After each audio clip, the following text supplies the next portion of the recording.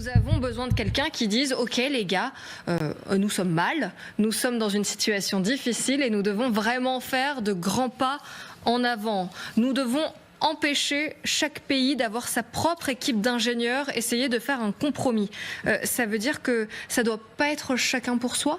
Oui, c'est l'évidence. Ça fait longtemps qu'on a un certain nombre, notamment dans un rapport que j'avais remis en 2019 pour plaider à une rationalisation des armées européennes, que tout le monde n'ait pas un peu la même chose comme des armées bonsaï ou embryonnaires, mais qu'on conçoive un appareil militaire qui assure la sécurité collective des Européens, ou la part à l'époque que les Européens devaient prendre dans leur propre sécurité. Est-ce que ça ne met pas plus de temps à se mettre en place? Alors, tout ça va évidemment mettre du temps. C'est pour ça que la question des garanties militaires est importante, parce qu'il faut bien commencer concrètement par quelque chose, et il va bien falloir voir ce que concrètement les gens sont capables de mettre sur la table.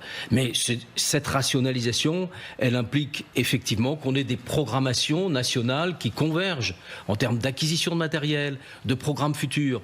Et il ne faut pas confondre, je vois M. Trump qui nous exhorte à passer à 3%, 5% de manière parfaitement irréaliste pour deux raisons. D'abord parce que c'est des surcoûts qui sont énormes. N'oublions pas que les Européens ont déjà fait 30% d'augmentation de leur budget. Ils ont consacré à l'Ukraine 140 milliards d'aide. Aujourd'hui, l'ensemble des budgets européens, c'est quelque chose comme 360 milliards d'euros, sans compter les Britanniques. C'est-à-dire 3 fois l'effort russe de défense, de moyens militaires, supérieurs à l'effort chinois. Et pourquoi tout ça est inefficace? Parce que tout ça est dispersé, tout ça est éclaté, parce qu'il n'y a pas un programmateur dans la salle, parce qu'on n'a pas fixé des priorités communes en matière d'équipement de nos forces. Il y a à la fois des redondances et des carences énormes dans ce qu'on appelle la cohérence opérationnelle et dans tout ce qui concerne l'échelon de domination stratégique. Il y a aussi un problème de méthode. Mais pourquoi? Parce que nous l'avions concédé aux Américains et parce que nous avons fait confiance aux Américains en croyant que toujours ils assuraient cette cohérence opérationnelle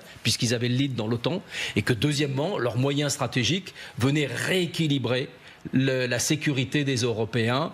Et c'est tout ça qui est mis en question de manière invraisemblable, dangereuse, brouillonne, confuse par M. Trump, mais qui met enfin les Européens au pied du mur des réalités.